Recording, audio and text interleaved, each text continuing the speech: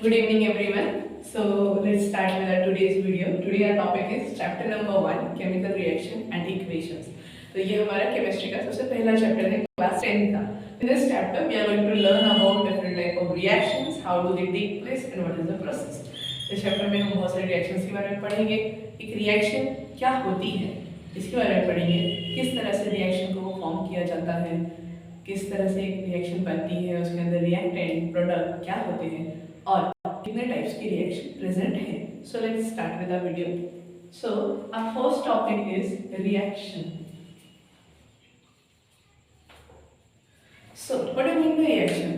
Reaction means whenever a process happens. जब भी कोई प्रोसेस होता है तो उसे हम रिएक्शन कहते हैं. क्लियर? जैसे अगर मैं एक मोमबत्ती जलाती हूँ तो उसका जो धागा है वो जल जाता है और जो वैक्स है, मोम है, वो पिघल जाती है. तो ये क्या हुई? एक रिएक्शन हुई क्योंकि यहाँ पर एक प्रोसेस फॉलो हो रहा है. So this is termed as reaction. Now basically there are two types of reaction, that is physical reaction and chemical reaction. ये तो बेसिक टाइप की रिएक्शंस हैं जिनमें से एक रिएक्शन ऑब्जेक्ट के साइज, कलर, अपीयरेंस etc को चेंज करती है. एंड जो दूसरी रिएक्शन है that is a chemical reaction. इसमें पूरी तरह से ऑब्जेक्ट की केमिकल प्रॉपर्टीज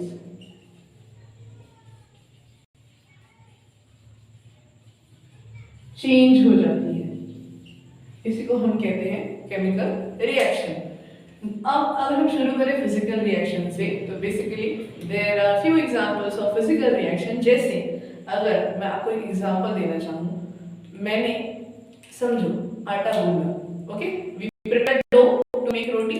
सो उस आटे को मैं अलग अलग शेप दिया. ओके, एंड वापस मैंने उस शेप को तोड़ के आटे में मिला दिया. So this will be a physical reaction. पर वहीं अगर मैंने उस आटे से रोटी बेली और उसे सेक लिया, सो नाउ वो जो सेकी हुई रोटी है मैं उसे वापस आटे में कन्वर्ट नहीं कर सकती. So that is a chemical reaction. Till here few more examples of physical reaction. जैसे कि हमने मोमबत्ती जलने की बात की, बर्निंग ऑफ अ कैंडल. जब कैंडल जलती है वैक्स मेल्ट होती जाती है और नीचे जमा होती जाती है. तो जो वैक्स जमा हो रही है हम उसे दोबारा से यूज कर सकते हैं एक न्यू कैंडल बनाने के लिए. So that will be a physical change. लेकिन उसके अंदर जो थ्रेड प्रेजेंट है, जो बर्न हो रहा है, जो जल रहा है, वो जलने के बाद ऐश यानी राख में कन्वर्ट हो जाएगा. तो उसे यूज करके हम दोबारा थ्रेड नहीं बना सकते. That's why it is a chemical reaction. तो ये ब्रीफ छोटा सा इंट्रो था फिजिकल एंड केमिकल रिएक्शन के बीच में. Now we will talk about reaction. Basically reaction have two things. On left hand side we write reactant and on the right hand side we write the product.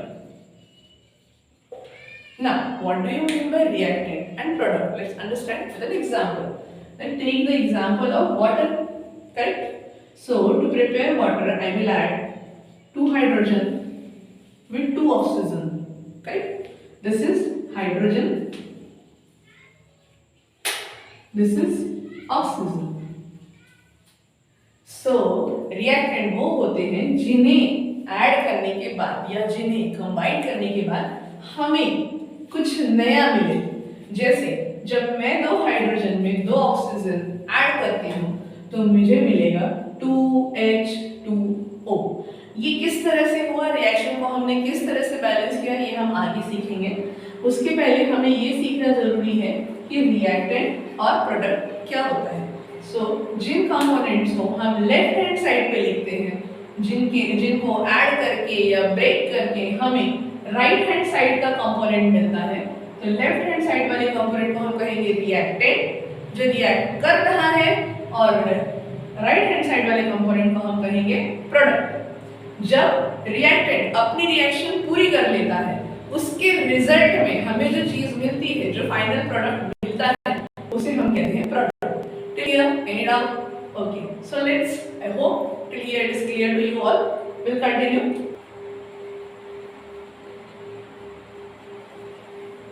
Okay, so now we will continue with the example. अभी हमने सीखा what do you mean by reactant and what we mean by product.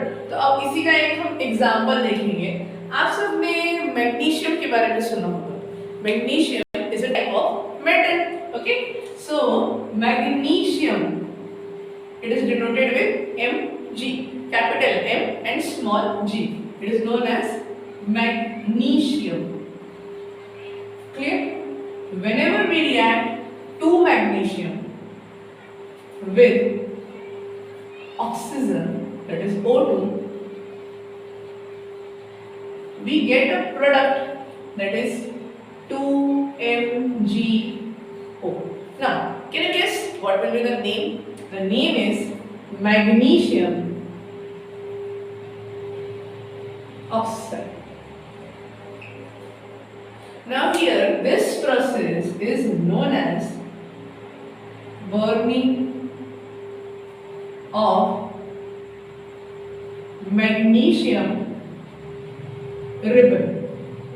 Now you will see it is just a reaction. Then how it is burning of magnesium ribbon? So let me explain. क्या होता है? एक ribbon type होती है.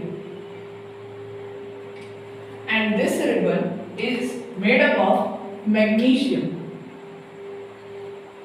Clear? Whenever this ribbon comes in contact with oxygen in the presence of heat, it starts burning. And when this ribbon burns, it gives out a white light plus ash as a product. And it also forms magnesium oxide. Now let's take a question based on the same reaction. अभी हमने magnesium की reaction पढ़ी कि जब magnesium oxygen के साथ react करता है in the presence of heat, so magnesium form magnesium oxide. उसी से रिलेटेड एक क्वेश्चन है कि before burning in air, the magnesium ribbon is cleaned by rubbing with a sandpaper. Why? So this question comes many a times.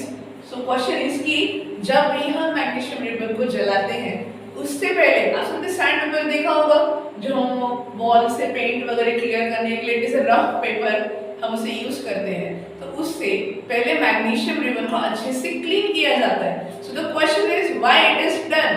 Now ऐसा क्यों होता है? क्योंकि बिफोर यूजिंग द मैग्नीशियम, जैसा कि हमने अभी पढ़ा, magnesium react with oxygen, correct? तो मैग्नीशियम रिबन जब पहले से ही एयर के कांटेक्ट में आ रही होती है तो उसके ऊपर एक थिन फिल्म बन जाती है. It is the film of basic magnesium oxide. उस फिल्म को रिमूव करना जरूरी होता है क्योंकि जब हम उस फिल्म को रिमूव करते हैं उसी के बाद the magnesium ribbon Burns very well. अगर हमें मैग्नीशियम रिबन को अच्छे से बर्न करना है and we want to observe the white flame of the white light, then in that case we need to rub the magnesium ribbon with the sandpaper and we need to remove the layer of magnesium oxide formed on it. So now let's write down the answer.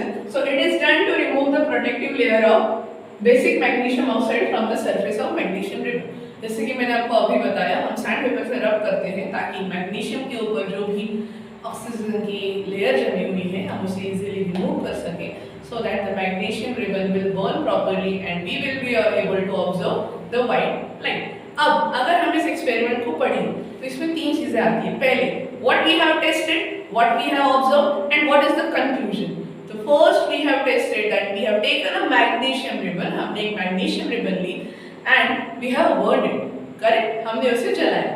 जलाने के बाद now what we have observed. So we have observed whenever magnesium burns in the presence of air, it produces a bright white light. Correct? जब भी magnesium air के presence में burn होता है, it produces a bright white light. ये हमारा observation हुआ. So what will be the result? After burning, the magnesium ribbon form ash in the form of magnesium oxide. इसका सेकेंड स्टेप हम हमारे अगले वीडियो में पढ़ेंगे. तो इसे पूरी तरह समझने के लिए मेरे साथ बने रहिए। आई होप आपको मेरा आज का लेक्चर समझ आया होगा। आज हमने एक छोटा सा टॉपिक कवर किया है, इसी तरह धीरे धीरे स्टेप बाय स्टेप हम पूरा चैप्टर कवर करेंगे और आपके जो भी डाउट्स होंगे, क्वेश्चंस होंगे, क्वेरीज होंगी, आप मुझसे कमेंट में पूछ सकते हैं। I hope you will be there with me in our whole journey.